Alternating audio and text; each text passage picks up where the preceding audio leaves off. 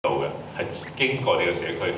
高速，你嘅細路仔行出去會撞死，你個鋪頭全部要執笠，因為旁邊攔住晒，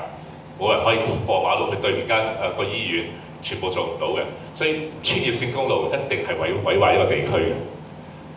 我哋喺啟德機場呢個咁嘅重要位，同九龍城同其他係大量呢啲咁嘅穿越性嘅高速公路、高架橋或者係闊嘅路，即係太闊嘅路，唔係俾行人過嘅路。我哋而家要積翻呢啲零碎嘅，積翻做一個社區嘅話，第一個就係要拆咗呢啲地面上嘅路，搬落地底，或者直情改道，將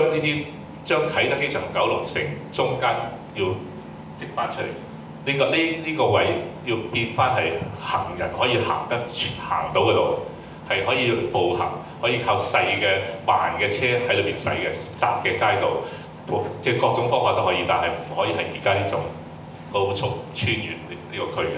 所以呢個可能大家成日認為交通好重要，交通係好重要，但係克服唔到嘅。但係如果你用最粗暴嘅方法，高架橋、高速公路穿過入去，呢個區係冇辦法做得好嘅。我哋其中一個，我覺得就係不能俾交通工程師、政府交通公司主導任何城市規劃。而家好在政府嘅部門嘅架構有少少改變咧，或者有啲更高層次嘅部門有可能可以統籌到幾個部門。以前就香港政府就係各部門各自為政，好彩就係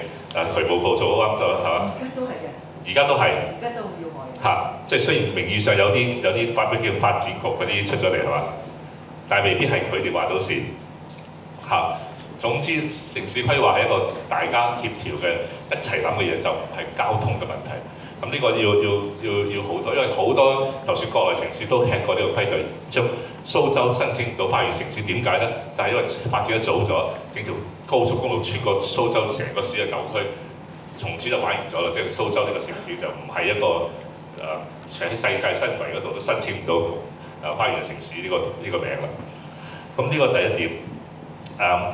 第二點咧就係任何成熟社區，我哋都要好珍惜，就係絕對唔能夠成大片咁樣遷拆嘅。以前我哋嘅市區重建局所以佢個第一條守則就係要拆舊樓啦，呢個係佢寫出嚟嘅宗旨啦。第二佢就係我哋香港人俾咗權佢去用法律手段去要求啲唔同意嘅都要賣俾佢，然後佢係成片賣俾一個地產商，全部拆晒。一個地產商起出嚟嘅嘢，嗱佢嘅思維一定係樓、商場、大型商場呢種方法。佢或者可以用第二啲方法嘅，但係香港唔知啦，都唔用第二啲方法，好啲嘅方法，譬如用個街道形式嘅方法，因為佢哋就唔係咁做。但係根本上係唔應該喺個成熟社區交俾全部拆晒，交俾一個地產商重新發展嘅。我哋市區重建局竟然用我哋嘅法律去做咗呢樣嘢添。當年啊！而家好似都有緊改緊佢哋態度嚇，好似話檢討緊檢討啫嚇。但係佢哋係破壞我哋成熟社區嘅主要兇手嚟嘅嚇。市區重建局做咗好多直情接上一任嘅土發局，破壞咗成個成熟社區。成熟社區係點咧？成熟社區係要漸變嘅，係逐快變嘅。我哋係佢可以爛嘅樓係可以拆嘅，佢係有市場規律喺裏邊嘅。有政府有參與規劃，但係最弊一種就係叫做成片拆晒，成片拆晒一定係單一化嘅。咁而家呢個區我哋都要避免就係啲成熟社區，我哋已經好多種不同成熟社區附近嘅係成片拆。我哋可以逐棟樓要精耕精耕啊，即係好精細咁耕種，就唔可以粗暴咁樣拖拉機推晒啲嘢先。推土機推晒啲嘢先，然後再重新俾一個發展商發。所以呢個我希望係呢度唔會再出現成片。嗱，雖然唔係成片，唔等於會做到好好。你哋都好擔心好多好高嘅樓啊，咩竹筍樓嗰啲，呢啲都會嘅。但係有時稍為混亂一啲都未必係壞事。只要佢唔係成片咧，佢唔會全部變晒竹筍樓，唔會變晒屏風樓，擋住晒所有獅子山就唔可能。所以只要就政府冇呢個權力去收晒啲樓，就好似市區重建局咁，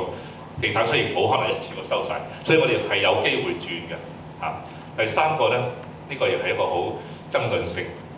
香港亦係違反香港主流價值嘅，就係限高度。當日呢個地區能夠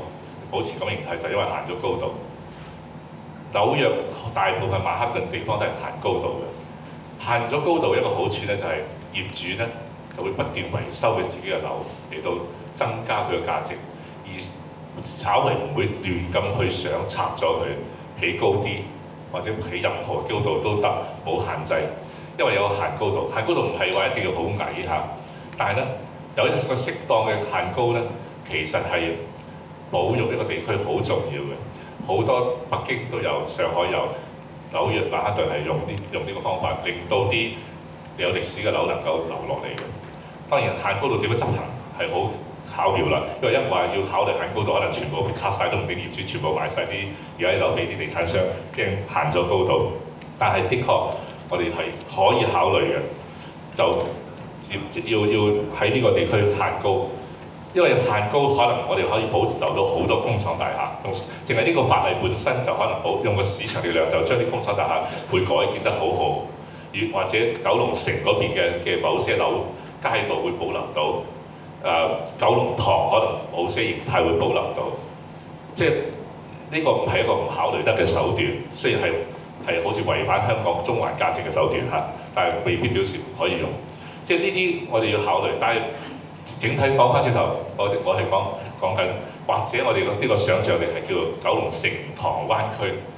你諗下，要九龍城塘灣區做翻一個多功能嘅社區，呢度有咁高嘅密度嘅居住人口，原地居民可以留低，唔係遷拆晒，換咗另外一班人入嚟，建晒同一種性質嘅，譬如中產階級嘅高村，咁啊全部搬晒新嘅人入嚟，而係原來嘅人，佢哋住咗咁多年，佢哋留翻到。好多舊店可以留翻到，而佢哋因為我哋將佢哋個地區重新精細咁樣積翻好啲肌理啊，成個區會係一個好有意思嘅地區，因為呢個地區本身嘅資源好豐富，個文化歷史資源好豐富喺度，我哋有可能積到出嚟一個係令香港人都好光榮嘅地區，唔使講可能喺呢個牛棚開始嘅附近，可能可以係一個好好嘅藝術創意區添，因為一棟工廠大廈裏面有幾個工作室，並不表示人哋會覺得香港有咩藝術嘅區。但係如果你幾棟工廠都係做緊呢啲嘢嘅話咧，呢個係另外一個形態嘅北京嘅798或者柏林或者倫敦或者紐約嘅做法，即係你有個區域。我強調翻，我哋需要做區域，我哋唔係淨係保留一棟樓，我哋唔係一個舊嘅徙置區保留一棟，呢啲係好孤立。或者都有價值，但係只係作為一種提醒或者係一個獨立經營個力量，遠不如我哋有一個區講得出嘅區，呢個 Bay Area 有九龍城塘灣區，整體多方面嘅功能能夠一齊做到改變香港地貌，改變大家對香港嘅觀感同埋個想像，包括我哋香港人自己，亦包括嚟香港旅遊人一睇，有一個咁得意嘅地區嘅。呢個可能係一個機會，或者係最後機會添，我唔知道。但係似乎就係呢個機會。但主要我因為呢方面嘅認識對呢個區本身唔夠，我其實嚟係就係好想聽其他幾位講，所以我只講啲有啲好似原則性咁嘅方面嘅意見嚇。多謝大家。